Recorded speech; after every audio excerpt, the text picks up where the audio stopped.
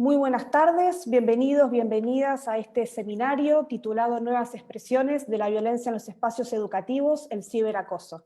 Mi nombre es Mariana Gaba, soy la directora del Departamento de Género de la Universidad Diego Portales y el día de hoy voy a estar moderando este espacio que ha sido organizado por la Comisión de Igualdad de Género del CRUCH, ¿sí? En un trabajo colaborativo. Quisiera agradecer antes de empezar a Javiera Arce, secretaria ejecutiva de la Unidad de Igualdad y Diversidad de la Universidad de Valparaíso, y a Claudia Alarcón, directora de la Oficina de Equidad de Equidad y Género de la Universidad de O'Higgins, que también va a estar apoyando este seminario, va a estar monitoreando las redes sociales por las preguntas o consultas que pudieran tener y poder realizarlas. Este seminario lo estamos organizando dado el contexto en el cual estamos viviendo. Hemos tenido un traslado muy intenso a todas las interacciones educativas y laborales en redes sociales, en el ciberespacio, y esto ha acentuado y generado nuevas situaciones que tienen que ver con la discriminación y con las violencias de género, que es un tema que específicamente a quienes lideramos áreas y unidades de género en las universidades nos tiene con mucha preocupación. Así que ese es el espíritu de este seminario. Antes de partir, ¿sí?, a presentarles a nuestros y nuestras invitadas, quisiera dar la bienvenida al rector Carlos Peña de la Universidad Diego Portales, quien nos va a dar algunas palabras de apertura de este espacio. Muchas gracias. Bien, muchísimas gracias, Mariana, muchísimas gracias a todos quienes asisten a este seminario. Y les agradezco muchísimo, desde luego, que me hayan concedido la oportunidad de intervenir ante ustedes brevemente para instalar la actividad que en algunos minutos van a comenzar. El tema de la igualdad de género, que es el asunto en el que se inscribe el seminario que ahora estamos iniciando, constituye, déjenme subrayarlo, una de las preocupaciones centrales del Consejo de Rectores de las Universidades chilenas. Hace ya varios meses que la política de igualdad de género y el propósito de perseguir la igualdad de género sin descanso constituye una de las iniciativas centrales que este organismo, que reúne a una buena porción de las universidades en Chile, se ha propuesto. La expresión igualdad de género, como ustedes saben, expresa de manera elocuente el propósito de que la división del trabajo, los recursos disponibles y las oportunidades se distribuyan entre las personas con prescindencia de su género y con prescindencia de cualquier cualidad escrita, meramente involuntaria, de cualquier estereotipo o formación cultural que, disfrazada de naturaleza, acaba interponiéndose finalmente en una distribución justa y equitativa de las oportunidades y los recursos disponibles. Haciendo pie en ese principio, el Consejo de Rectores está empeñado en impulsar una política de igualdad de género al interior del sistema universitario y al interior de cada una de las instituciones que lo configuran, para lo cual, junto con declarar ese propósito, ha diseñado también un conjunto de acciones afirmativas, cuyo propósito es remover los obstáculos que en lo inmediato impiden la igualdad, y al mismo tiempo está promoviendo intensamente un conjunto de acciones tendientes todas ellas también a expulsar la violencia de género en cualquiera de sus manifestaciones que al interior de las aulas universitarias se produzca. Al llevar adelante este propósito, del que ustedes sin ninguna duda forman parte, el Consejo de Rectores entiende que está prestando un servicio inestimable a la sociedad chilena, porque las universidades son, de todas las instituciones disponibles en la sociedad, aquellas que mayor influencia cultural y prestigio cultural poseen, de manera que el empeño que las universidades llevan adelante podrá surtir efecto en el conjunto de las interacciones sociales, creo yo, muy pronto. Junto con ello, déjenme simplemente subrayar un par de cuestiones acerca de la importancia que yo, como un espectador, soy capaz de advertir en el tema del cual ustedes hoy día se van a ocupar, el de la violencia virtual, podemos llamarla de esa manera. A mí me parece que ahora que la experiencia universitaria se está llevando a cabo de manera virtual, a través de instrumentos telemáticos, por decirlo así, el tema de la violencia virtual está también en el centro del debate, y ella, creo yo, desde el punto de vista puramente intelectual o puramente conceptual, si ustedes prefieren, aunque no carente de importancia política, tiene una relevancia por dos motivos que quiero dejar simplemente mencionados, y con esto concluyo. Ante todo, creo yo, el tema de la violencia virtual, de la que ustedes se van a ocupar, tiene la particularidad, cuya importancia querría yo subrayar y enfatizar, que amplía el campo semántico del concepto de violencia. Históricamente, en la mejor tradición liberal, la violencia es una palabra que designa ante todo la coacción o la fuerza física empleada con el propósito de torcer la voluntad ajena, o la amenaza de empleo de la fuerza física o de la coacción con el propósito de torcer o domeñar la voluntad ajena. A mí me parece que el campo semántico del concepto de violencia en presencia de la experiencia virtual se extiende muchísimo más allá de la coacción o de la mera fuerza, o el mero empleo, digo, de la fuerza física, para alcanzar a lo que pudiéramos llamar la violencia simbólica, es decir, la violencia que se ejerce mediante el discurso, mediante la emisión de mensajes, profiriendo expresiones desdeñosas o desdorosas en razón del género, ¿no? Esto, que parece una cuestión puramente conceptual, es extremadamente importante. Entender culturalmente que la violencia no solo concierne, como digo, al empleo de la fuerza física, sino también al empleo del discurso, que acaba finalmente modelando la manera en que nos relacionamos unos con otros, configurando nuestro universo simbólico, es también muy, muy importante. Valdría la pena citar aquí, recordaba yo delante cuando pensaba qué decirles, las palabras de Wilde en De Profundis, ¿no? Wilde dice, hay quienes matan con cuchillos y hay quienes matan con palabras, ¿no? Wilde sabía muy bien de qué se trataba de la violencia simbólica y de qué manera entonces el campo semántico del concepto de violencia hay que extenderlo, creo yo, y este es un servicio que este tipo de reflexiones puede prestar, me parece a mí, a la cultura chilena. Por otra parte, y junto con la ampliación del campo semántico de la palabra violencia, que la violencia virtual, como digo, posibilita, hay otro fenómeno de índole cultural y política que a mí me parece muy relevante en esto de la violencia virtual, y es que tradicionalmente la violencia sexual, desde luego la violencia de género, solía también ampararse en la privacidad, ¿no? Solía decirse que finalmente este tipo de fenómenos eran propios de la esfera privada, de la intimidad, de la manera en que las personas viven sus afectos y que en consecuencia el Estado tenía que ser muy cuidadoso a la hora de regular este tipo de fenómenos, porque al hacerlo podía acabar lesionando un bien muy importante en cualquier democracia y en cualquier sociedad abierta como es la privacidad. Sin embargo, la violencia virtual es exactamente inversa.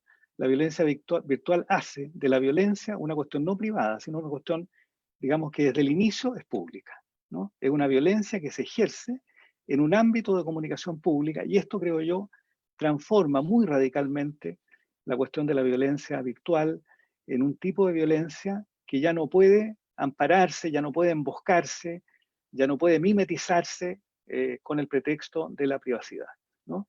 En consecuencia, me parece a mí ustedes prestan un gran servicio con esta reflexión, que ojalá llegue a una gran cantidad de personas y nos ayude, como digo, a ampliar el campo semántico de la violencia, porque el significado de las palabras no es una pura cuestión conceptual. Finalmente, las palabras nos ayudan a entender la realidad, a ver la complejidad que posee y guían nuestra acción. De manera que si entendemos o sabemos que la violencia abarca más allá de la violencia puramente física, estaremos mejor preparados para hacerle frente. Y lo mismo ocurre con advertir que la violencia virtual es una cuestión que acontece o acaece en la esfera pública y ya no en la esfera privada y ya no puede seguir refugiándose en ella.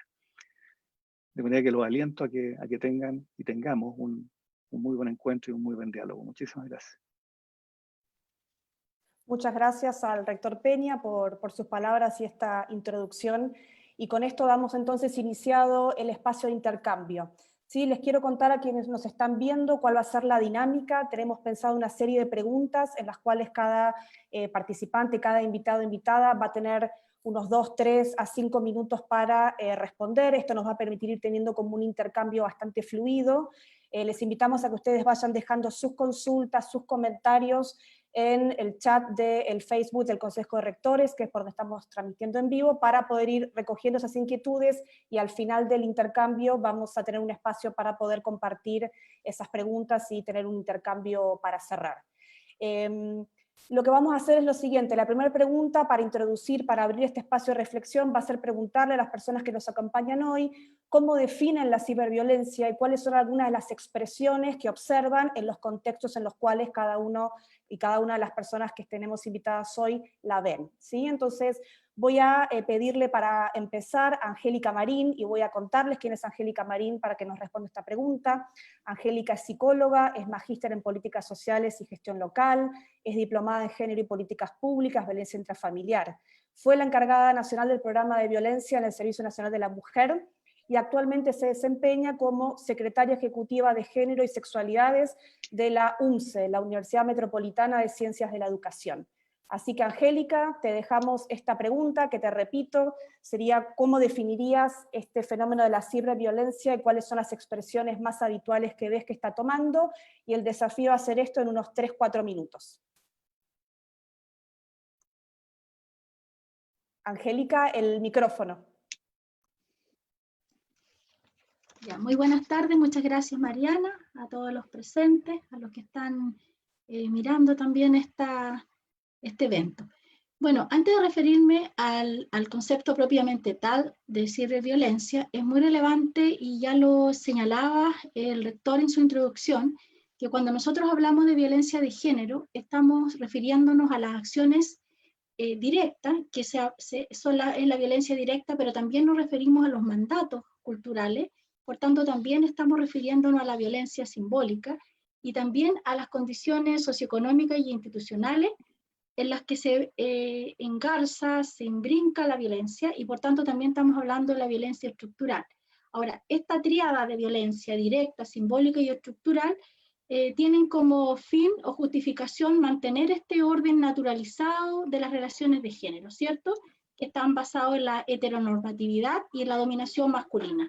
Por tanto, ese concepto de violencia de género, de acuerdo a lo que podemos observar, y la Relatoría de Naciones Unidas así la plantea, aquella violencia de género que se da en los espacios presenciales es lo que hoy, y hay instrumentos que la regulan y que la protegen, es lo que hoy estamos viendo que se está presentando en el espacio virtual.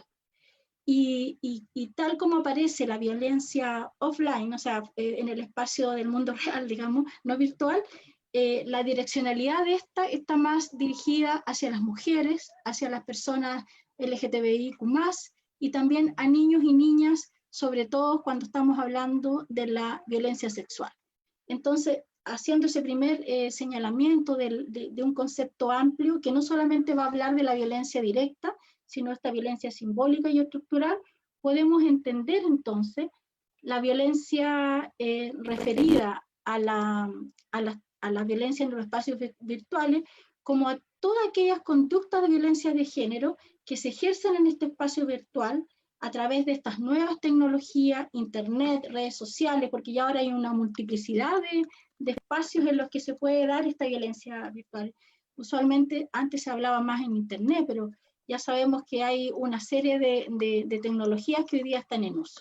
Entonces, eso señalar. Y estos actos de violencia que se dan incluyen estas amenazas que pueden dar al lugar ciertas acciones, pero también incluye daño o sufrimiento psicológico, físico, sexuales y económicos que pueden vivir, en este caso, mujeres, personas de la diversidad, niños y niñas, cuando hablamos de una violencia más sexual. Entonces, esas son es como la primera puntuación que me gustaría hacer respecto a un concepto de violencia de género. Y sabemos que en Chile este concepto de violencia de género es el resultado de un largo proceso surgido de una cadena de significantes, ¿cierto? Que comenzó con el maltrato, para después pasar a la violencia contra las mujeres, luego pasa a ser mirada como a violencia intrafamiliar o doméstica, y en los años 90, y finalmente ampliarse en esta última década como violencia de género, porque estamos diciendo que tiene estos tres ámbitos: directo, estructural y simbólico. Ahora, respecto a las manifestaciones que uno puede observar, muchas de estas son las que se dan en la vida real, pero que se utiliza a través del espacio virtual. Y ahí podemos ver el ciberacoso, la ciberamenaza, la extorsión a través de espacios virtuales, la difamación a través de espacios virtuales, la apología de la violencia de género también, y ahí podemos ver el tema de lo que corresponde a razones de odio ahí. También la captación para tráfico ilegal de personas a través de lo que podríamos decir que es el espacio virtual, revelar estos datos personales o el doxing, y también compartir imágenes privadas o de índole sexual sin consentimiento, que yo creo que es lo que uno más puede estar observando actualmente, esta última. No quería dejar de referirme al grooming, que si bien uno no lo observa, porque eso tiene que ver más con el acoso sexual a niños y niñas, relevante por lo menos para las universidades donde hay carreras que trabajan después en pedagogías con niños y niñas. Nos parece muy relevante incorporarlo como un elemento a considerar. Así que eso como que quería plantear en esta primera vuelta de la definición amplia de violencia de género, esta que se da en los espacios virtuales, y esto que dice Naciones Unidas, que aquello que se está regulando en la vida presencial, es muy importante que existen esos instrumentos internacionales que resguardan esas relaciones. Esos mismos instrumentos son idóneos para ir a mirar las violencias en el espacio virtual. Perfecto, gracias Angélica. Bueno, ahora voy a presentarles a Cristian Berger. Cristian es psicólogo por la Pontificia Universidad Católica de Chile, es magíster en Psicología Juvenil por la Universidad de Chile, es doctor en Psicología Educacional por la Universidad de Illinois en Estados Unidos, y sus áreas de investigación se relacionan con el desarrollo psicosocial y emocional de los niños y niñas y adolescentes en los contextos en los cuales se desenvuelven y en su relación entre pares y con adultos.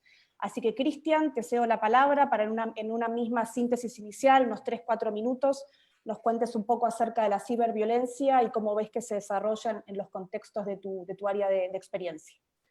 Muchas gracias, Mariana, y gracias a todos por la organización del espacio y por la posibilidad de conversar en estos temas. Yo tengo una mirada un poco distinta desde donde vengo, ¿no? Trabajo más en psicología del desarrollo y en procesos más evolutivos, sobre todo en adolescentes y en preadolescentes.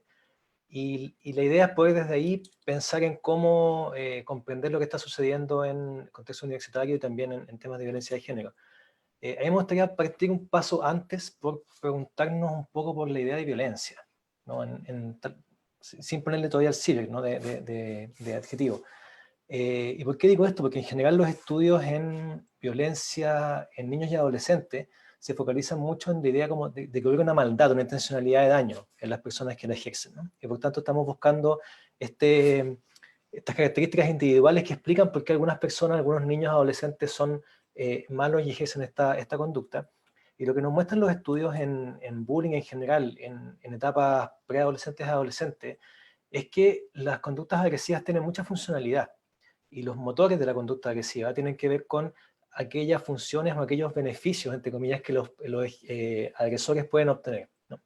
Y esos beneficios uno podría dividirlos en tres grandes áreas. Uno tiene que ver con el estatus social, con el posicionamiento que las personas logran en términos de una jerarquía social que además en las escuelas es bastante rígida generalmente, ¿no?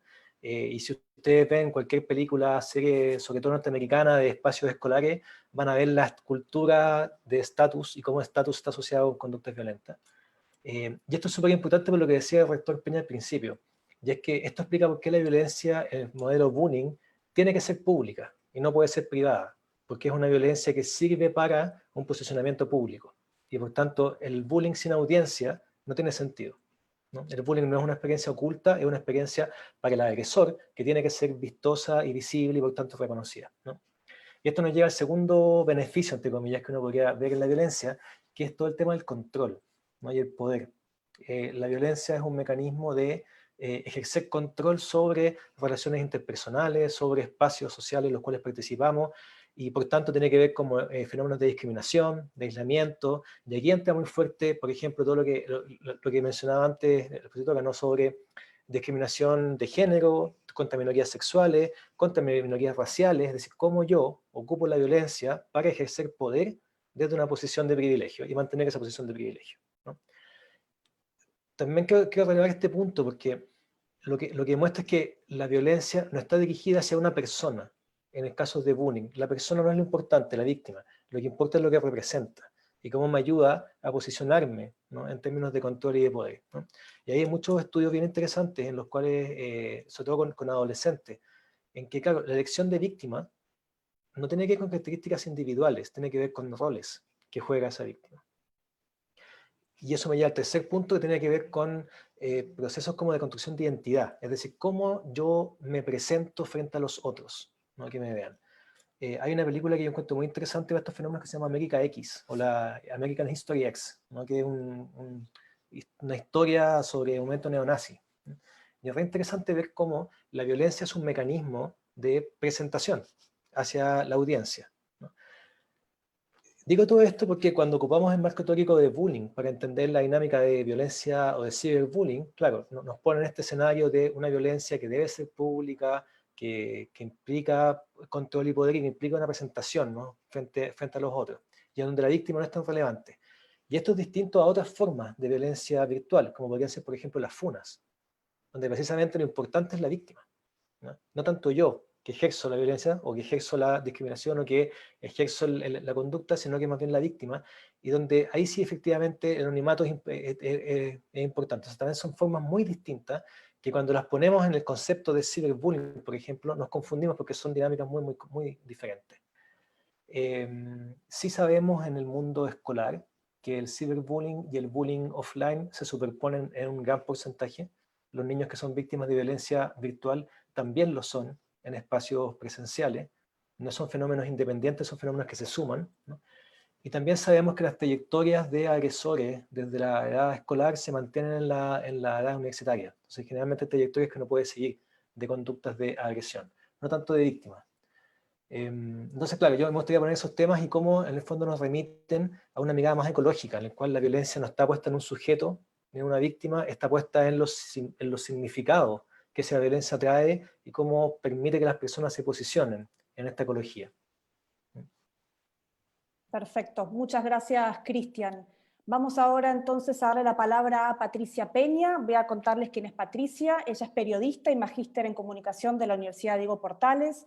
También es magíster en comunicación, nuevos medios y sociedad de la London School of Economics and Political Science de Inglaterra. Es académica del Instituto de la Comunicación e Imagen y directora de Fundación Datos Protegidos. Sus líneas de investigación están relacionadas con usos de redes sociales, de tecnologías digitales, género, feminismo y tecnologías y políticas públicas en tecnología. Patricia, te damos la palabra. Muchas gracias de nuevo por la invitación y saludando en esta tarde o cuando nos vean a todos quienes están siguiendo el seminario.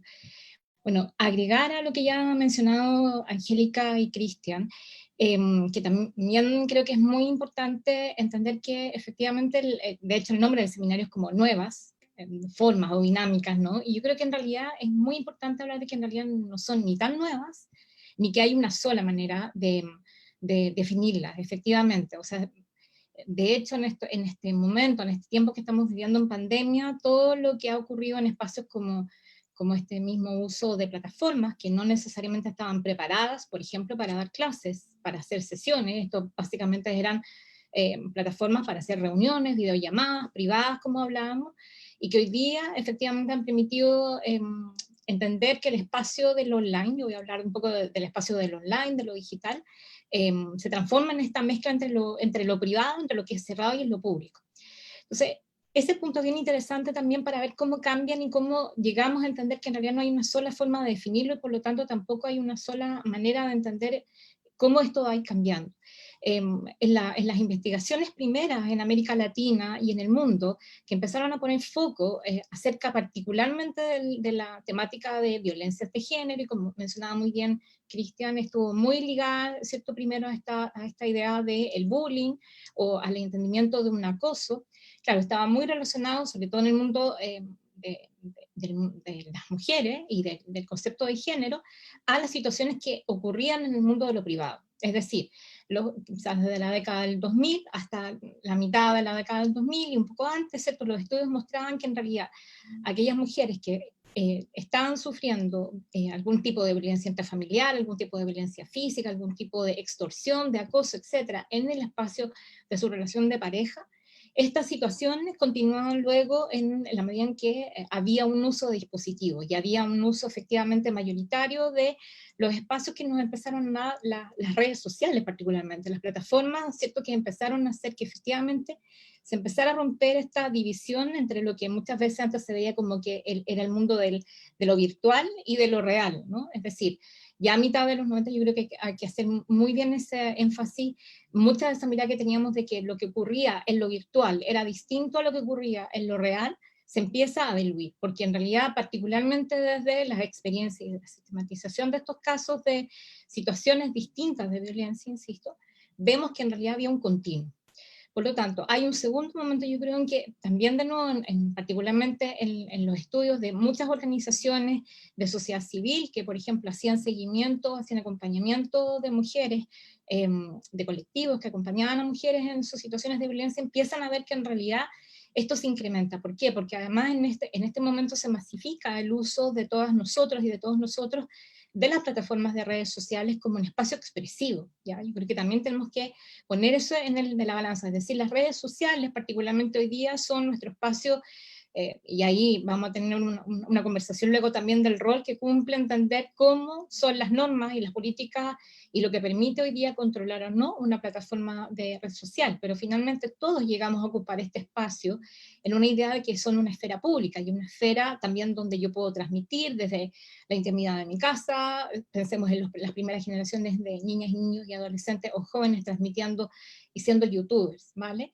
Y que hoy día podría ser un poco lo que está pasando con Instagram, ¿no? Entonces, como de alguna manera, ese es un punto muy importante también de entender, como decía Cristian, cómo después se van a dar estas dinámicas. Hoy día, efectivamente, hay una serie de conceptualizaciones que nos han permitido entender que en realidad deberíamos hablar de diversidades de violencias digitales de género o de género, porque en realidad ahí se van a agrupar una cantidad de formas, de tipologías, de conductas, de situaciones. La mayoría de estas tienen para mí tres características fundamentales. Una, ocurren sin consentimiento. Yo creo que ahí hay un punto fundamental, es decir, no son buscadas, sino que efectivamente ocurren. Muchas de ellas tienen que ver hoy día con esta situación de amenazar, hostigar, y que eso ocurre de una manera permanente, durante unos periodos de tiempo. Efectivamente hay momentos en que esto puede ser más activo, hay otros momentos en que esto puede parar. Va a ser muy distinto, por ejemplo, lo que entendíamos hace unos años atrás de situaciones de mujeres, sobre todo, ¿cierto? Porque además los estudios van a mostrar que en general en el mundo las estadísticas muestran que quienes más las sufren y quienes más de alguna manera las viven y finalmente tienen que convivir con esto son mujeres y personas, como dijo Angélica, de las comunidades LGTBQI y queer.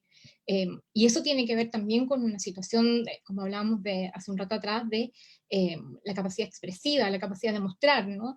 Que también tiene que ver con, por ejemplo, la libertad para expresar la sexualidad o para mostrar el cuerpo, ¿ya? Que ahí efectivamente hay una discusión muy interesante en relación a lo que hasta hace muy poco tiempo hablábamos como sexting o porno revenge, y que eso hoy día también ha ido cambiando la manera de entender.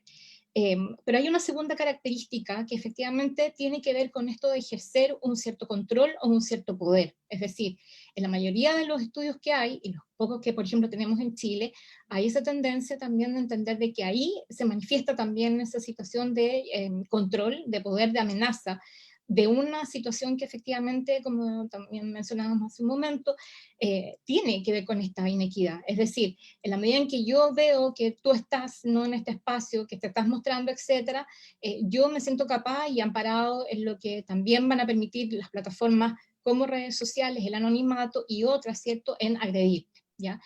Y ahí es donde también... Patricia, te interrumpo brevemente para pedirte si podés redondear la idea. Sí, gracias. Sí. Y ahí, bueno, sencillamente terminar como acotando que me parece muy importante entonces entender esta situación de que en realidad no hay una sola definición y que efectivamente es un fenómeno y es una situación que es muy dinámico, ¿ya?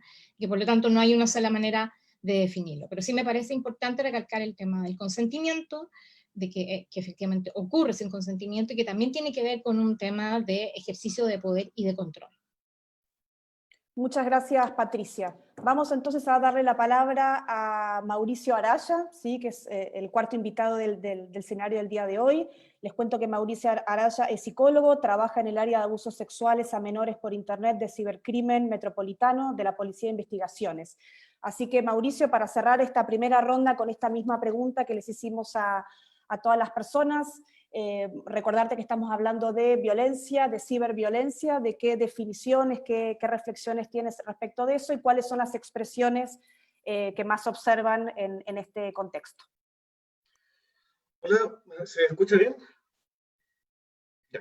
Bueno, tal como comentaba, yo trabajo en el Cibercrimen Metropolitano. Como tal, vemos mucho de lo que tiene que ver con la parte delictual de lo que se realiza como violencia a través de las redes sociales. De esa parte legal lo que les puedo ampliar es cómo se sanciona en este caso la conducta agresiva virtual. Lo que es, por ejemplo, amenazar a alguien. En el contexto del bullying, el bullying lo podemos definir entonces según su consecuencia legal, que vienen a ser las lesiones y las amenazas. Virtualmente tendríamos solamente la amenaza. Si alguien es amenazado por internet, puede hacer una denuncia. Ahora, el bullying tiene otro componente que tiene que ver con todo lo que son los insultos. Insultar, inventar cosas sobre alguien, culparlo de cosas que no ha hecho, que puede ser algo tan simple como se quedó con la caja de tesorería del curso, a culparlo de haber cometido un delito mayor, eso se configura como injuria y calumnia. Entonces tenemos que, si es amenazado por internet, puede hacer una denuncia en las policías o fiscalías, y si la persona le están profiriendo insultos o culpándolo de cosas que no ha realizado, puede realizar una querella por injuria y calumnia. Tenemos otra variante que tiene que ver con lo que es la violencia ya en el plano más sexual. Dentro de lo que es el grooming, se sanciona todo lo que es el almacenamiento, lo que es la pornografía infantil. Nuestra ley define la ley de pornografía infantil, sanciona el almacenamiento malicioso, la distribución de material pornográfico y la producción de material pornográfico infantil. Es decir, un sujeto que mediante engaños haya solicitado fotografías de carácter íntimo a un o una menor de edad, el solo hecho de tener esa foto configura delito. Si esa persona difunde la foto, hay un segundo delito. Y también ahí nos colgamos inmediatamente de lo que es el sexting, que muchas veces las parejas cuando en el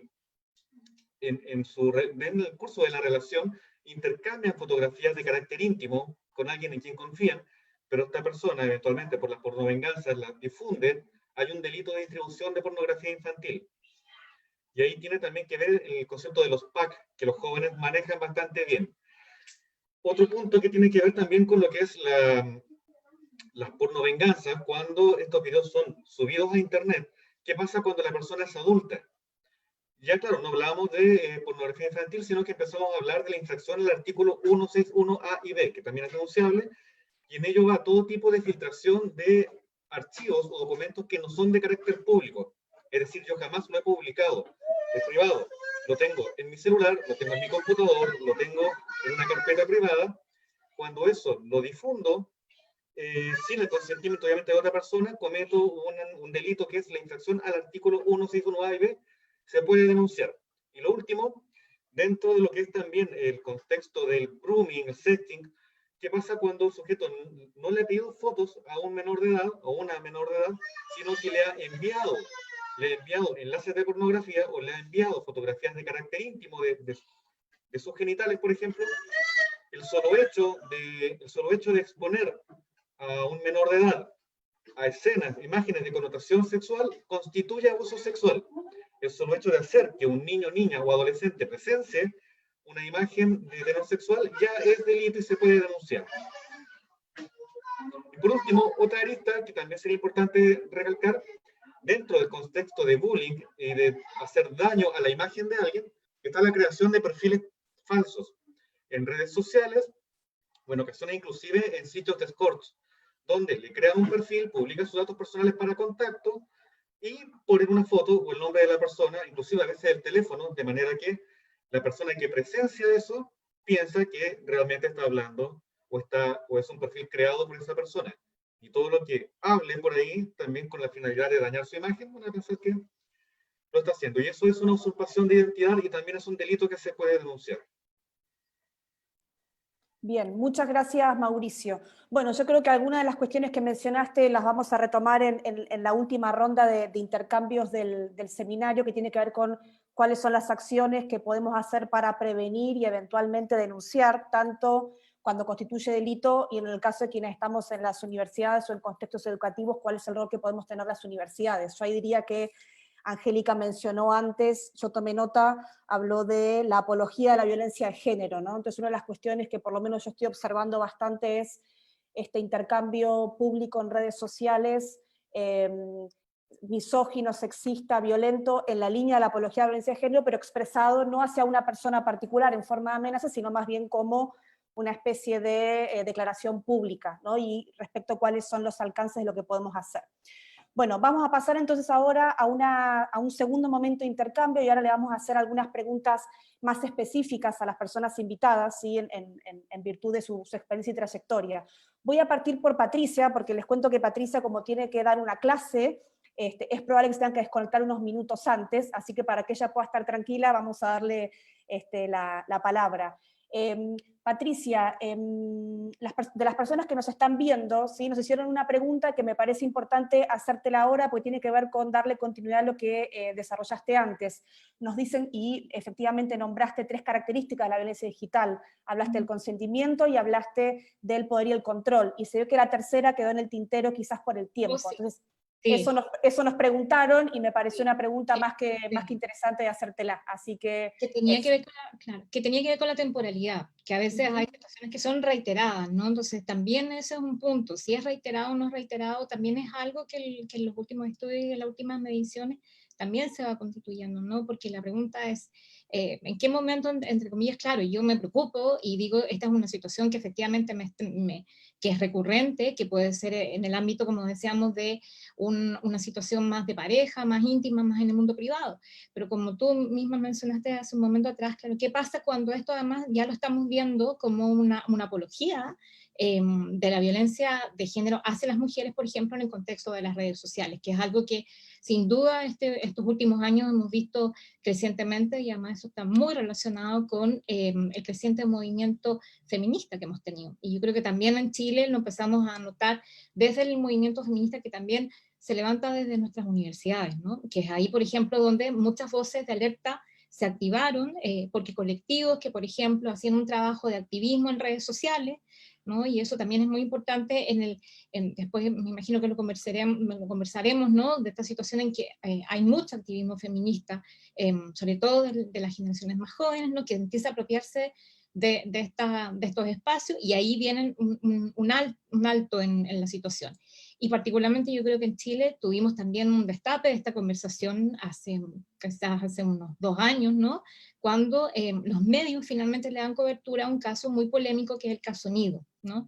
Que particularmente se va a convertir mediáticamente como en el momento en que efectivamente los medios además ponen esta conversación en el debate, que yo creo que efectivamente no hemos logrado tampoco seguir discutiendo. Entonces, esa característica de si es recurrente o no, tiene mucho que ver también con cómo tú lo vives, ¿no? O sea, cómo también se reporta o no se reporta, cómo se vive. Es muy parecido de nuevo a las situaciones de violencia de género que tú puedes vivir en tu intimidad. ¿En qué momento tú te atreves a decir, me está pasando esto? O preguntarte, ¿no? Si realmente lo que me está pasando, que es que recibo continuamente amenazas, insultos, recibo mensajes que no he querido, se convierten en algo que realmente a mí me hacen ir a denunciarlo públicamente, o ir y preguntar en cibercrimen, etcétera, porque ahí es donde también hemos detectado nosotros hay mucha confusión, y no necesariamente eso está resuelto en un primer momento. Patricia, también hiciste referencia, porque una de las preguntas anteriores tenía que ver con las formas en que se puede expresar estas violencias virtuales, y mencionaste el sexting, ¿no? Entonces te quería preguntar respecto de eso, los riesgos asociados, y un poco cuál es tu experiencia y tu mirada. Sí, mira, también desde los estudios que hay, y creo que lo podemos, daría solo para un seminario, pero en realidad, claro, hay una carga muy fuerte en este primer momento respecto de lo que hablábamos, todo lo que ocurre con esta idea de usar las plataformas o cualquier espacio virtual, online, digital, como ustedes quieran llamarlo, en relación al ejercicio de la sexualidad. Entonces, claro, empieza a surgir este primer concepto que tiene mucho que ver con una primera mirada de decir, sobre todo desde el punto de vista más cognitivo, más legal, etcétera, de que esto es una situación de, digamos, que hacer sexting en un espacio digital, ¿cierto? Entre comillas, es riesgoso y es peligroso porque efectivamente estoy aún poniendo más en evidencia mi intimidad, ¿no? O una intimidad que se supone que estaba, entre comillas, cerrada en el espacio de lo privado, que no se veía. Y esa es una discusión que tenemos hasta ahora, porque efectivamente, claro, como mencionaba muy bien hace un momento atrás Mauricio, ¿cierto? Por ejemplo, los adolescentes rompen esto, y los chicos más jóvenes, etcétera, cuando empieza a ocurrir este uso, por ejemplo, de ciertas plataformas para intercambio de imágenes.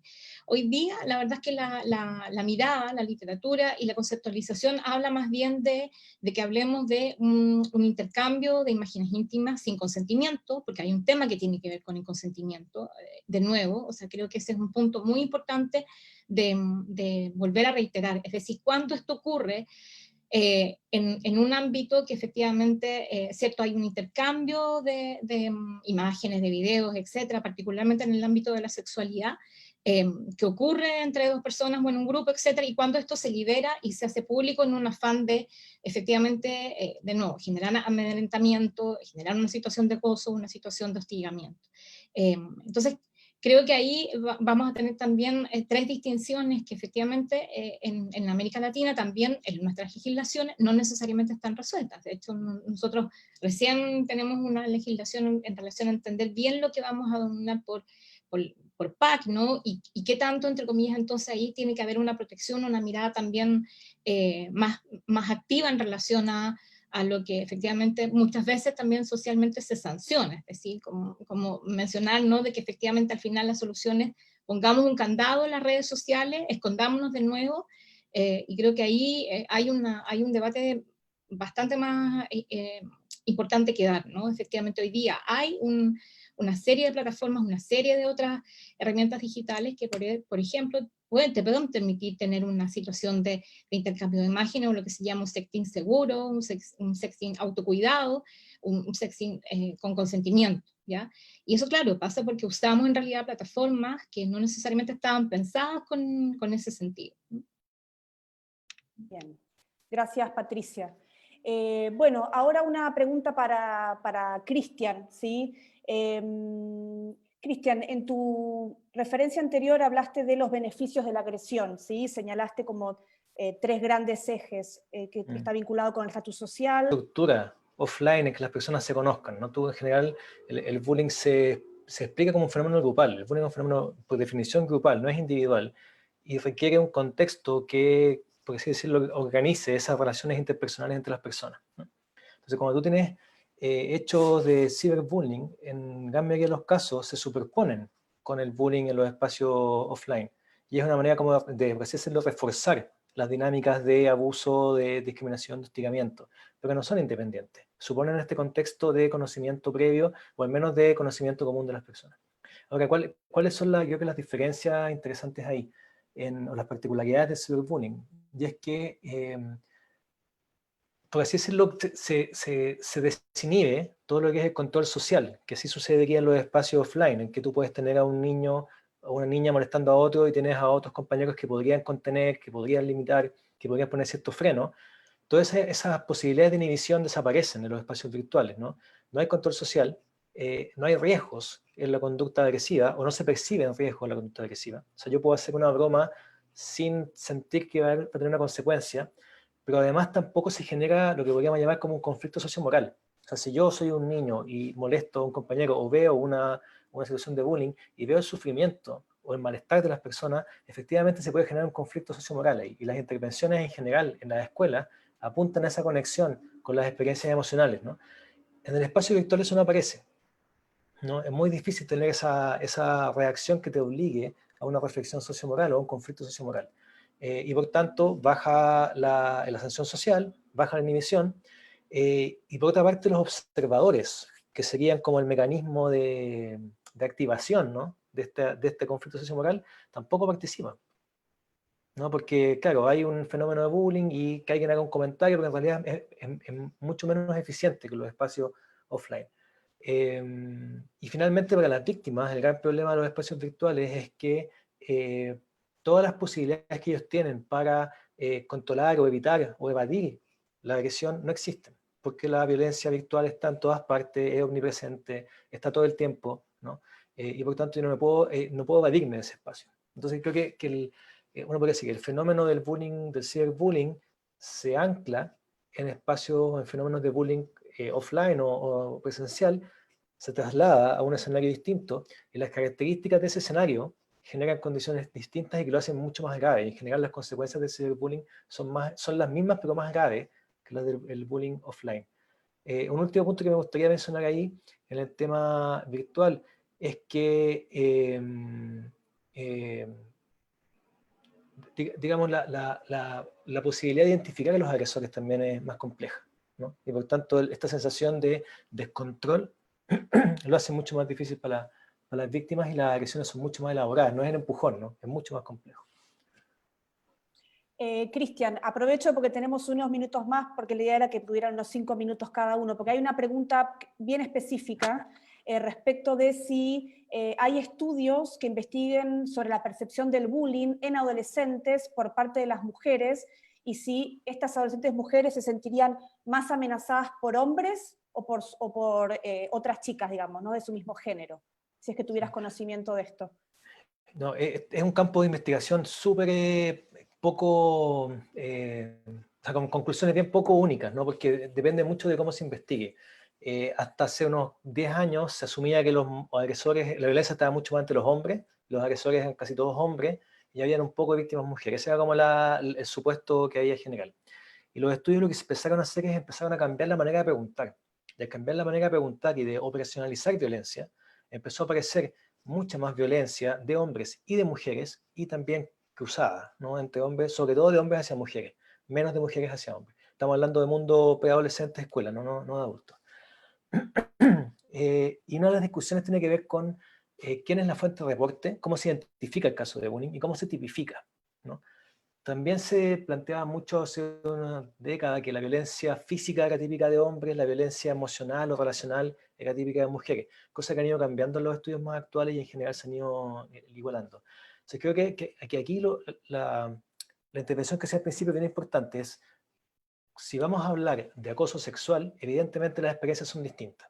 Si vamos a hablar de acoso, no sé cómo llamarlo, escolar tradicional, probablemente las experiencias de género no son tan distintas. Pero esto se superpone, y aquí me gustaría tomar el comentario que hacía al principio Angélica, ¿no? Que esto se superpone en un contexto cultural que le da sentido a esto. Entonces, claro, si yo soy víctima de bullying en un escenario en el cual, dadas mis características, género, orientación sexual, aspecto físico, soy una persona que ya está discriminada por la estructura social, claramente la experiencia de bullying es distinta, ¿no? Entonces, creo que es peligroso entender la violencia desde la mirada individual de las personas. La violencia hay que entenderla en un contexto colectivo, en una cultura que la vale, que la facilita, ¿no?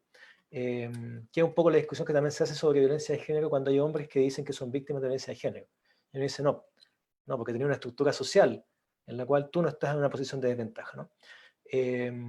Okay, yo no soy experto en ese tema, pero creo que un poco hay que darle ese contexto global. Perfecto, Cristian, bien claro. Bueno, Angélica, te vamos a hacer algunas consultas respecto de tu experiencia en contextos universitarios, ¿sí? Queríamos preguntarte en esta experiencia y en estos tiempos recientes, ¿cuáles son los principales 5 años de estar allí en ese trabajo de conversación con otros? Ahí hay una oportunidad importante de cómo reeducarse respecto a estos estereotipos y estos roles que tenemos ya desde muy antes. Entonces ahí tenemos amplios desafíos. Y lo mismo en investigación, como decía Cristian, hay varias materias que uno tiene que ir haciendo el cruce entre, en este caso, la experticia que él señala del bullying, cómo esto impacta a niños y niñas, cuáles son las presencias que ahí aparecen. Porque las consecuencias que uno observa, uno ya ve en el tema de las personas que son las, vamos a llamarle las víctimas de esta violencia en el espacio virtual, nos habla que dejan muchas de ellas de estar en ese espacio, cierran sus cuentas. Hay un 23% en el caso de las mujeres que prefiere cerrar las cuentas. Hay un grupo que hace como una autocensura para no estar abierta ni expuesta. Hay un grupo importante de mujeres del ámbito de la comunicación, las periodistas, que tienen que a veces tomar seudónimos o estar en anonimato para poder seguir desarrollando, poniendo la voz en temas de derechos humanos, de activismo en relación a estos temas de prevención de la violencia de género. Entonces hay unas consecuencias que son individuales, porque hay malestar físico, psicológico, angustia, pero también hay unas consecuencias que son sociales, y unas más, como lo señaló el rector, desde el punto de vista de la violencia simbólica, que también para las mujeres se va haciendo un espacio inseguro estar en redes porque hay como tú lo señalabas, Mariana, hay personas que se sienten con la atribución de generar como esta apología de odio contra las mujeres, que nos parece que es como de la máxima expresión de esta violencia en los espacios virtuales, porque no se está atacando a alguien específico, sino que estamos denigrando a nuestras relaciones humanas. Porque lo de género, hay que decirlo, estamos pensando en las relaciones entre hombres y mujeres, las relaciones entre distintos géneros, cualquiera sea ese, por expresión, por identidad. Entonces, allí hay un gran desafío.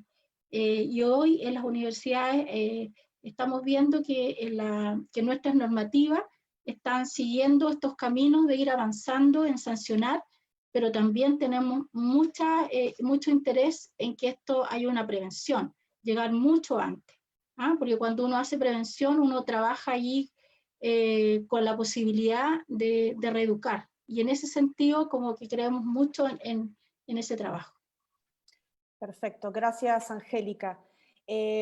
Mauricio, ahora te queríamos hacer algunas preguntas. Algo adelantaste previamente porque una de las preguntas tenía que ver con qué tipo de acciones en este marco de la ciberviolencia o el ciberacoso podían constituir delito, y mencionaste varias instancias de manera anterior. Entonces quizás ahora la pregunta sería, si pudieras contarnos un poco cuáles son las acciones que pueden ejercer las víctimas, y también nos preguntaban ahí en la transmisión algunas personas respecto de cuáles son los desafíos respecto de la carga probatoria, ¿no? Porque hay determinadas cosas que uno puede denunciar porque podrían ser delito, pero después nos encontramos con los desafíos de poder probarlo. Entonces, si pudieras contarnos un poquito la experiencia en ese sentido. ¿Me puedes repetir la primera pregunta? Sí, ¿cuáles son las acciones que pueden llevar adelante las víctimas? Y en esas acciones, que me imagino que tienen que ver con avanzar en algunos casos en denunciar, ¿cuáles son los desafíos en términos de la prueba? Respecto a lo que es el medio probatorio, en este caso en los delitos virtuales, puede ser desde la recuperación del historial de chat, como, bueno, depende de la plataforma. Por ejemplo, si esta amenaza o agresión es cometida a través de Facebook, partamos por la base de que toda persona, o la gran mayoría, que va a hacer una acción delictual a través de Internet, lo va a hacer con la promesa de que Internet te da anonimato. Es decir, lo hago porque si nadie va a saber quién soy, entonces me invento un nombre falso. Partamos de esa base. Entonces, en Facebook, si bien muchas personas cuando denuncian mencionan un nombre del perfil, pero pueden haber 10 o hasta 100 perfiles con el mismo nombre. Lo que varía es cada perfil tiene un identificador que es único, no se repite y que no se puede modificar aunque se le cambie el nombre del perfil. Ese identificador es visible en la barra de direcciones, www.facebook.com/ y aparece un identificador al lado. Ese dato es muy importante para denunciar porque nos permite hacer la consulta a la empresa Facebook en relación al perfil denunciado. Instagram lo mismo, pero en el caso de Instagram es relevante asociarlo a una fecha. Ese perfil estaba activo en tal fecha. Instagram vincula la fecha con el nombre, es decir, en otra fecha ese nombre puede estar asociado a otro usuario. En el caso de amenazas o agresiones vía WhatsApp, importante el número desde el cual se profirió, en este caso, la agresión. Entonces, y así en las diversas redes sociales. Existen páginas también que proveen cierto anonimato, como fueron en su momento ask.fm o Discraft, que si bien era para comentar, para hablar permitían hablar de manera anónima, cada mensaje va a tener necesariamente un número identificador, que es la forma de que el sitio tenga coherencia interna para definir qué mensaje va antes y qué mensaje va después. Entonces, cada mensaje anónimo necesariamente tiene que tener un número identificador. Y en el momento de yo hacer una denuncia, indico el mensaje número tanto. De esa manera nosotros podemos hacer la consulta, ya sea que tengamos contacto con el país donde está este sitio web, o bien a través de Interpol o los mecanismos que tiene la Fiscalía. Las víctimas ahora, para poder, inclusive en el caso de que haya material fotografías, capturas, también todo puede ser eventualmente un medio probatorio, por lo que es muy importante que lo aporten o lo resguarden hasta el momento en que les sea solicitado. Ahora, la víctima, ¿qué puede hacer cuando toma conocimiento ya sabe, tiene algún antecedente, la denuncia la puede realizar en cualquiera de las dos policías o directamente en Fiscalía.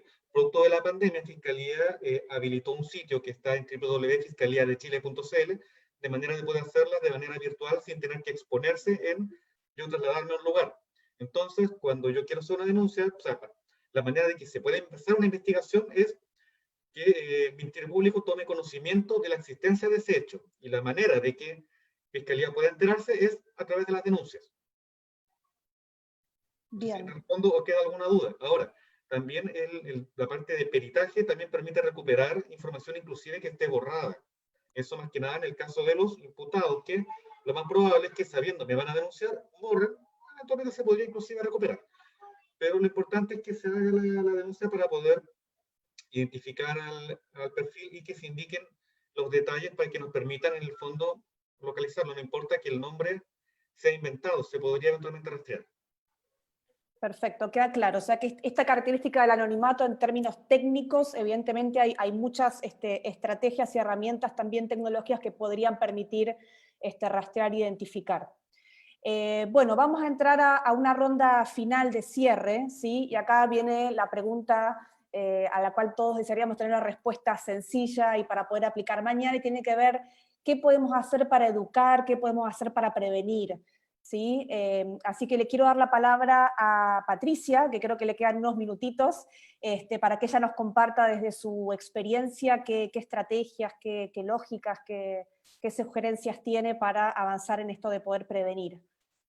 Gracias, Mariana. Sí, bueno, desde la fundación, en realidad, desde el acompañamiento que hemos empezado a hacer en los últimos años, también, vuelvo a insistir, el punto de poder acompañar a muchos colectivos, a muchas chicas, también universitarias, en el periodo del movimiento feminista y posterior, y lo decía muy bien Angélica, el punto clave acá es trabajar, por supuesto, en una mirada de prevención, y de educación también digital.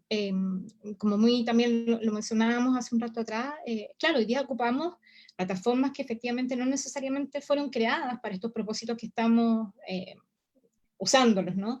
Entonces, lo que acaba de decir Mauricio es bien importante de también cómo darnos cuenta cómo funciona cada plataforma, porque tiene que ver de nuevo con esto que hemos consentido. Cada vez que tú descargaste una aplicación, cada vez que tú activaste un usuario en una red social, etcétera, tú consentiste una relación de uso con esa plataforma, en ese espacio.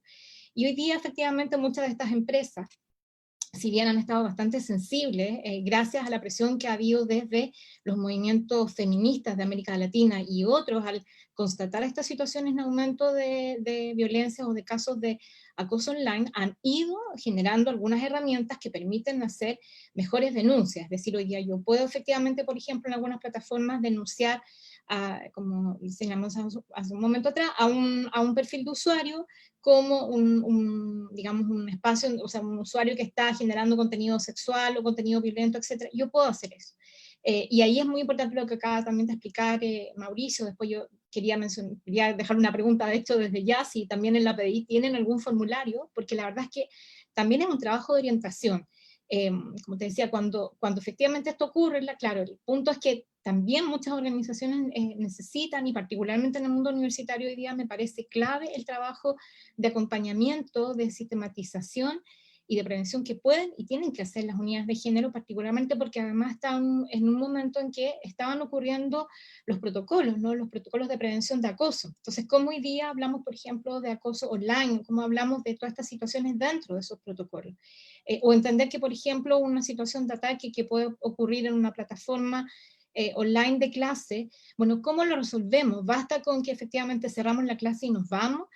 Y ahí hay un punto para nosotros fundamental desde la Fundación, que es también educarnos en decir que no hay que irse de Internet, sino que hay que aprender finalmente cómo podemos usar mejor esta tecnología. Aprender que hay otras herramientas, que hay otras plataformas. Hoy día efectivamente también hay un movimiento muy potente que está viniendo desde diseñadoras y creadoras de tecnología con un enfoque de género. Muchas de estas tecnologías, por supuesto, y eso tiene mucho que ver con lo que hablábamos hace un momento atrás, al no estar pensadas para resolver esto, claro, vienen pensadas desde el norte, vienen pensadas desde Silicon Valley, y creo que ahí hay un rol fundamental también de acompañar a quienes crean tecnología. Y por último, hablar del autocuidado digital. A mí me parece que el enfoque de prevención pensado en una educación que busque el autocuidado digital, es decir, no solamente reaccionar y no solamente tener una mirada reactiva, sino que entender cuándo yo quiero usar estas plataformas para hacer lo que yo quiero, o para lo que necesito, o para expresarme, y en qué medida también puedo tener herramientas y recursos que me ayudan a tener ese autocuidado, es decir, cuándo quiero estar más expuesta, cuándo quiero dejar de estar menos expuesta, etcétera, es fundamental en ir construyendo ese camino. Muy bien, muchas gracias, Patricia. Patricia, sabemos que te tienes que retirar en un ratito, así que con tranquilidad, cuando lo necesites te puedes desconectar. Te agradecemos muchísimo la participación, ¿sí? Mauricio, la misma pregunta, desde la experiencia, digamos, que tienes en la PDI, preguntarte qué elementos de prevención o educación te parece que serían importantes reforzar, y retomo, que quizás es una pregunta aparte, porque lo mencionó Patricia recién respecto a esto, si la PDI tiene un formulario. Eso es como la pregunta bien puntual, y después la pregunta sobre prevención. ¿Un formulario en qué sentido? Yo entendí que si tenía un formulario propio para poder hacer la denuncia. Ah, ya. Lo que pasa es que se haga la denuncia en cualquiera de las dos policías, necesariamente esa denuncia debe ser canalizada a Fiscalía. Y es Fiscalía quien entrega la orden de investigar o instrucción particular solicitando determinadas diligencias. En este caso, Fiscalía habilita este formulario para que la denuncia sea enviada directamente a ella. Y, de igual manera, ya que es el fiscal el que lleva la causa, Fiscalía emana la instrucción o orden de investigar para que nosotros, que nos faculta para realizar diligencias, así que en ese sentido es exactamente lo mismo. Bien, gracias por esa aclaración. Y entonces, Mauricio, respecto desde la experiencia de todos, digamos, los casos que ustedes reciben, etcétera, me imagino que tienen una gran experiencia de situaciones, de vulnerabilidades, de modos de operar. ¿Qué claves te parece que son importantes en términos de prevención y educación? En el caso de adultos es súper importante, primero, mantener un antivirus actualizado, si necesario con firewall también, y sobre lo que son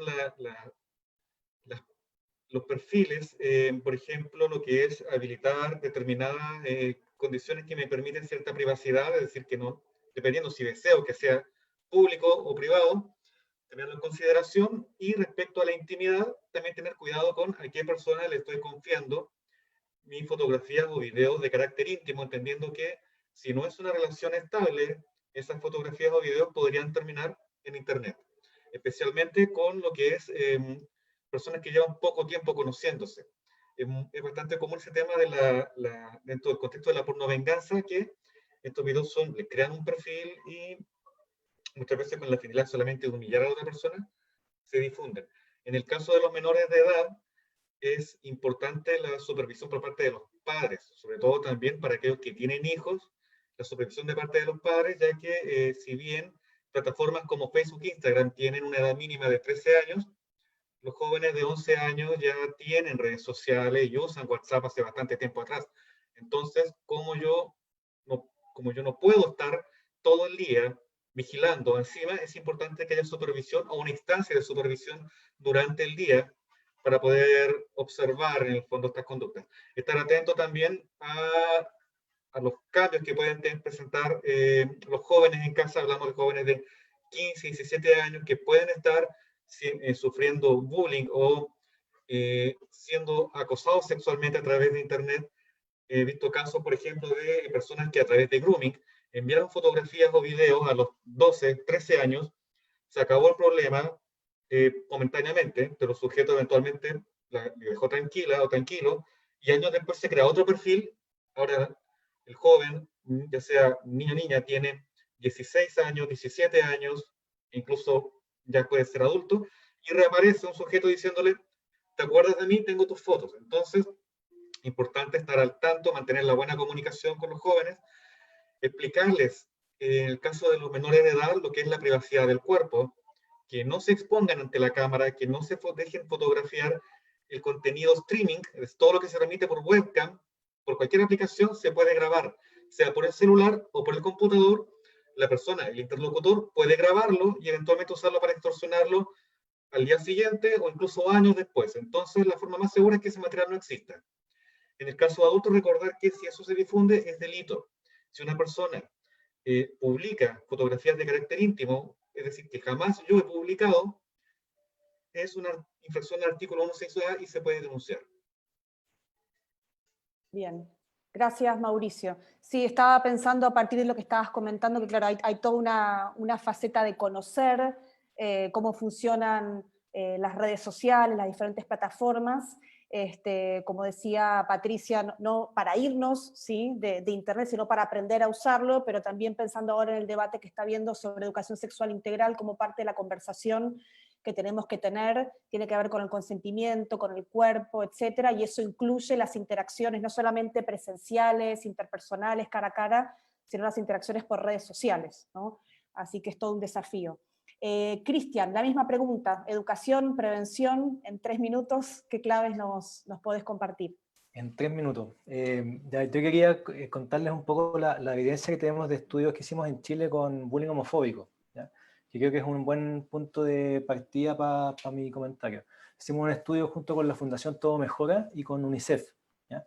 Y solamente les quería comentar el principal resultado que encontramos, que es que para que los estudiantes reportaran a las instancias pertinentes casos de bullying homofóbico, el principal predictor era que hubiera una política escolar explícita que condenara las conductas, comentarios homofóbicas, ¿no? En la medida que la escuela, como institución, decía y declaraba públicamente que estaba en contra y que era inaceptable cualquier tipo de discriminación, ¿no?, por orientación sexual, eso generaba procesos tanto en los profesores como en los estudiantes que derivaba finalmente en que los chicos se sintieran confiados en poder reportarlo a las instancias pertinentes, ¿no?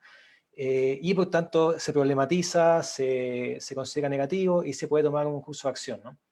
En la medida que no se reporta, se naturaliza y tenemos la dinámica andando. Creo que eso es súper interesante porque pone el énfasis un poco en lo que decía Angélica antes, que es en no trabajar necesariamente en abordar casos existentes o casos que ya han surgido, sino trabajar en la prevención e incluso un paso antes en la promoción. Así, ¿cómo queremos que sea la convivencia? ¿Cómo queremos que sean las relaciones en la institución en la que estamos trabajando, ¿no? Sea colegio, sea universidad? ¿Cuál es el modelo que estamos buscando que se forme? En vez de pensar en qué es lo que no queremos que pase. Ahí yo creo que nos falta una segunda mirada en promoción. Y ahí creo que las políticas institucionales universitarias generalmente están al debe en explicitar los aspectos de convivencia y los aspectos de incluso convivencia virtual, eso casi ni se menciona, pero incluso convivencia. ¿Cómo queremos que sea la convivencia universitaria? ¿Cómo lo estamos imaginando? ¿No? Y por tanto, ¿cómo trabajamos hacia ella? En esa lógica, me gustaría también mencionar dos pequeñas cosas. Hay estudios en bullying en edad escolar muestran que a veces las conductas agresivas son significadas por los propios estudiantes como mecanismos de justicia.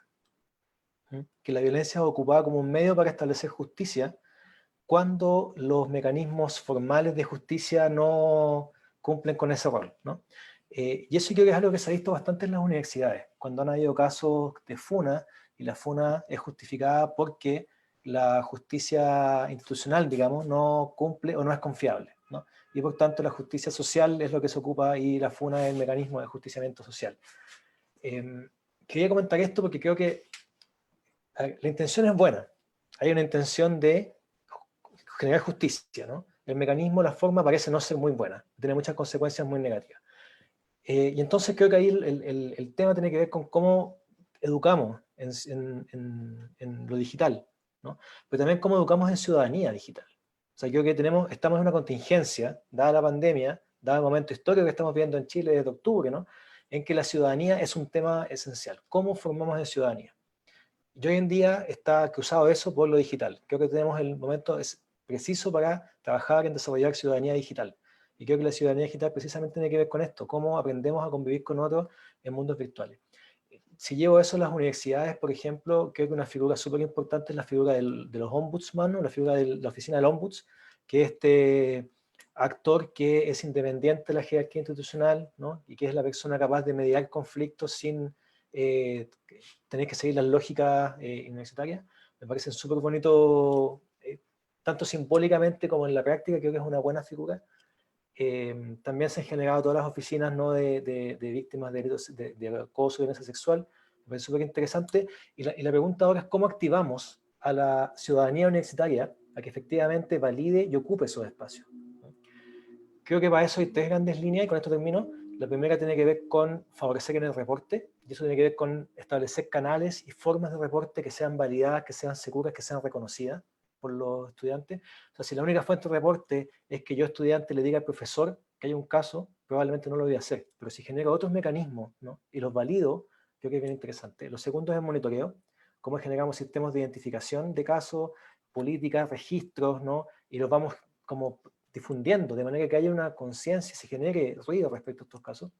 Y el último tema tiene que ver más con las sanciones, ¿no? Cómo generamos reglamentos, y reglamentos que sean participativos, no reglamentos top-down, sino que en que la comunidad estudiantil efectivamente participe, porque yo creo que estamos todos de acuerdo en que a nadie le gusta ni la violencia ni el acoso, pero si no nos ponemos a conversar, ¿no?, difícilmente vamos a construir un reglamento más promocional de la convivencia que estamos buscando que se forme, ¿no? Entonces yo trabajaría en esas tres líneas. Muchas gracias, Cristian. Angélica, te cedo la palabra para hacer este cierre final y después los minutitos que nos quedan, algunas preguntas que están ahí en el tintero que me fueron enviando. El audio. Disculpen. Bueno, desde las direcciones de género, desde las oficinas, desde las unidades de género, desde las universidades, ya hemos ido avanzando en esta materia de prevención de la violencia de género. Y como bien señala Cristian, hay que avanzar más aún a las áreas más de promoción, de cómo tener espacios no sexistas, digamos, en nuestras universidades, de tal manera de tener como un piso común desde donde estamos, desde donde podemos trabajar y podemos operar para hacer una prevención, en este caso de la violencia de género, y avanzar luego como esto también es parte de del espacio virtual. Nos interesa también relevar las buenas prácticas, porque en las universidades poco a poco van generando estas iniciativas donde hay un esfuerzo triestamental de generar reglamentos, protocolos, en este caso de actuación contra el acoso sexual, y todas esas conductas que tipifican estos reglamentos y protocolos pueden ser perfectamente válidas para poder mirar esas mismas conductas en el espacio virtual.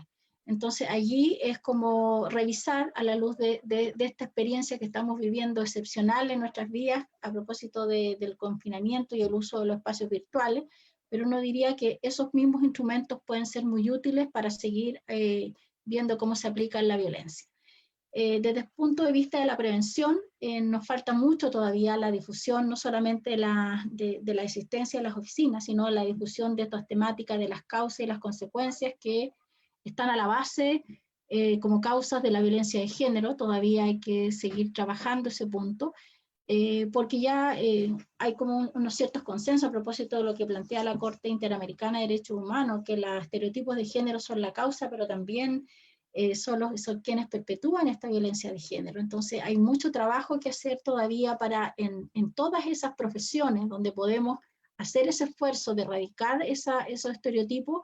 Nuestras universidades están llamadas a hacerlo. Por eso es tan importante que en prevención uno logra mirar incluso cómo se impacta el currículum desde un enfoque de género, porque entonces estamos diciendo que allí, en esa educación inicial, en las competencias genéricas, las competencias sellos, los resultados formativos, los núcleos de aprendizaje, en la bibliografía, cómo vamos incorporando allí estos elementos que, si bien es más amplio, que es como la mirada de género, pero eso repercute absolutamente luego en cómo estamos mirando que aparece como una manifestación de esa desigualdad máxima que es la violencia. Entonces allí hay un continuo que hay que trabajar. También nos interesa, y a mí en lo particular me parece muy relevante, seguir trabajando sobre el tema de educación sexual, que es algo que ya se ha planteado en este panel, y la educación sexual integral, que es como lo que hoy se está viendo, que es la ESI, y de qué manera el uso de las tecnologías también es parte de esa realidad actual, digamos, y en ese sentido poder como identificar todos esos elementos de educación sexual, donde está género, está sexualidad, están diversidades, en fin, nos permite como tener un lenguaje común no solamente en quienes trabajamos en materia de género, sino que en quienes están trabajando en la comunidad, porque estos temas son del humano, digamos. Y allí hay un tema interesante. Ahora, estoy de acuerdo con lo que también plantea Patricia, y señaló en el uso de las tecnologías y con los elementos de autoprotección que cada persona debe tener, a propósito de que quienes transgreden, obviamente transgreden el consentimiento, o sea, no consideran al otro, y ahí las personas que transgreden abdican de su capacidad de empatía y muestran toda su crueldad a través de redes sociales. Entonces allí hay un elemento muy importante también de autoprotección, porque no podemos pensar que no hay ese riesgo. Y a propósito de los elementos de ciudadanía digital que nos invitaba Cristian, yo creo que es importante también la cuidadanía, que es un concepto que va en la ética del cuidado y de un cuidado colectivo que no es individual, de cómo generamos estos espacios seguros de convivencia en el espacio virtual, que es el que estamos teniendo hoy en las universidades, y allí entregamos estos elementos de ética del cuidado que corresponden a todos, pues, a hombres y mujeres, no solamente a las mujeres como se nos ha señalado que somos buenas cuidadoras. Entonces, ese elemento amoroso de ir incorporando en este trabajo de prevención también a los hombres, que es como lo que se ha visto desde la primera declaración de Beijing, de la importancia de incorporar en la prevención, en este caso de la violencia de género, a los hombres, porque son aliados en este trabajo, y podemos generar desde allí una situación distinta, porque sin ellos tampoco vamos a lograr erradicar la violencia de género, porque son finalmente esos mandatos de masculinidad los que están hoy día también operando y que necesitamos resocializar, reeducar. O sea, ahí tenemos un esfuerzo colectivo como sociedad. Y nosotros como universidades, mirando como parte de nuestra sociedad chilena, mirando cómo se reproducen aquellas desigualdades y aquellas desigualdades, en este caso de género, y que nos interesa como generar algo distinto. Me parece que para finalizar, respecto al punto de que uno siempre espera no estar en las situaciones, pero cuando ya estamos, es muy importante la dignidad de la atención de las personas que viven violencia, no solamente la violencia presencial, sino la violencia virtual, porque orada deja muchas consecuencias también personales. Entonces, la importancia allí de tener una atención digna, pronta, y que implique trabajar con este principio de derecho humano que es el de no repetición. De qué manera generamos unas instancias para que no se repita ni en esa ni en otras personas la ocurrencia de algún hecho que detectamos en nuestros espacios universitarios. Y me quería referir también dentro de ese escenario, que es como atender de manera adecuada, prolija, cuidadosa a las personas que son las afectadas, las víctimas, también identificar quiénes están generando esta violencia. Por lo menos nosotros en violencia de género decimos que hay una direccionalidad donde vemos quiénes son las más afectadas, que en este caso son las mujeres, y en lo presencial, por lo menos, quienes más ejercen violencia son los hombres. Nos interesa generar una reflexión de cómo hacer para los casos que no son constitutivos de delito, es muy importante decirlo, cómo aportamos a la reeducación de las personas, de los hombres que ejercen violencia. Ahí hay un desafío bien mayúsculo en no solamente lo que está pasando en los ámbitos universitarios, sino como en los ámbitos presenciales y de país, digamos, en términos de la reeducación. Eso. Y bueno, y respecto a la intervención de cuáles son como las maneras y las formas en que las personas pueden tener una claridad, nos interesa absolutamente tener una política de género en las universidades que vaya orientando en 3 ámbitos el trabajo que estamos realizando, y eso es absolutamente contenedor y preventivo para la ocurrencia de violencia. Tener una política que nos permita tener como normativa, que tenga igualdad de género, que nos permita tener como esta planificación, estas miradas estratégicas en las universidades con igualdad de género, también la formación y la investigación que tenga esta mirada de género, para una erradicación de la violencia de género, que es como donde estamos hoy día. Pero ¿qué nos interesa? Acciones más promocionales y llegar mucho antes. es como lo que uno espera, por lo menos en mi carrera, que he estado estos 27 años trabajando en violencia de género, lo que más me ha dado como la fuerza para seguir es viendo cómo desde la acción preventiva podemos ir haciendo los cambios que necesitamos como país. Y en este caso que estamos en la experiencia en el espacio virtual, rápidamente saber que ese espacio tenemos que generar una contracultura respecto a esto que estamos observando, que es una convivencia muy poco agradable, sino que más bien una experiencia hostil a propósito de las violencias en este espacio. Bien, gracias, Angélica. Quizás como para hacer una síntesis, digamos, de los aspectos que fueron mencionando, yo identifiqué como tres grandes ejes: promoción, prevención y autocuidado, ¿no? Entonces, en promoción rescato el concepto y lo que conversaba Cristian sobre ciudadanía digital, el concepto de cuidadanía, de ética de cuidado, me encantó. Y sobre todo esto de cómo generamos conversaciones respecto a cómo queremos construir el espacio que compartimos en común. Pasa que lo que sucede es que las prácticas, o en este caso el coronavirus, digamos, nos lanza de manera muy, muy rápida a modificar rápidamente o a intensificar mucho cómo son nuestros vínculos. Entonces la sensación que es que siempre estamos llegando tarde. Y lo mismo en términos de prevención. Yo, por ejemplo, pensaba todo lo que ha sido el avance, por ejemplo, en el trabajo para visibilizar el acoso sexual callejero, alejar estas experiencias del piropo, ¿sí? Que eso fue realmente, creo yo, una ganada respecto de que está bien claro que porque yo circule por la vía pública vestida como quiera, haciendo lo que quiera, etcétera, etcétera, eso no amerita ni justifica recibir un comentario que sí que no es solicitado. Y yo tengo la sensación que en las redes sociales es como si volviéramos a un estado bien previo de eso. Me he encontrado en oportunidades con, bueno, si no le gusta que le comente las fotos, obviamente con un comentario sobre el cuerpo sexista, ¿para qué tiene el perfil público? ¿No? Y es como la misma estructura argumental de, bueno, si no quiere que le digan algo, ¿para qué sale con la falda corta? ¿O por qué está con el escote? Entonces me da la sensación que a veces en ciertos espacios hay algunas conversaciones, algunos límites que ya se fueron de alguna manera rediseñando, y en el espacio lo virtual parece que volvemos a empezar con algo de eso.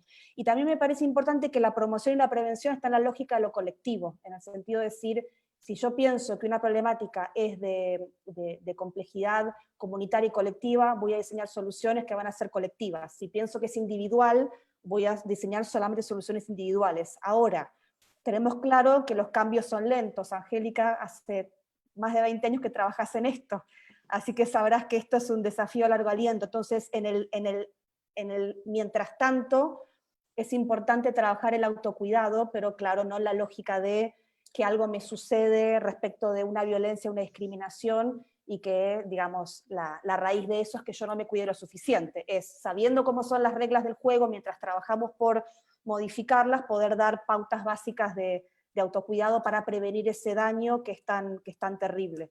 Bueno, estamos en la hora. Yo en realidad quería ver si Mauricio o Cristian querían hacer algún comentario adicional, porque tenemos algunas preguntas que quedaron en el tintero, pero que no las quiero plantear porque va a dar para extenderse por lo menos media hora más. No sé si tienen algún comentario, alguna reflexión, algo a partir de lo que se ha intercambiado. ¿No? De mi parte, no. No, perfecto. ¿Cristian? No, creo que has hecho una muy buena síntesis. Bueno.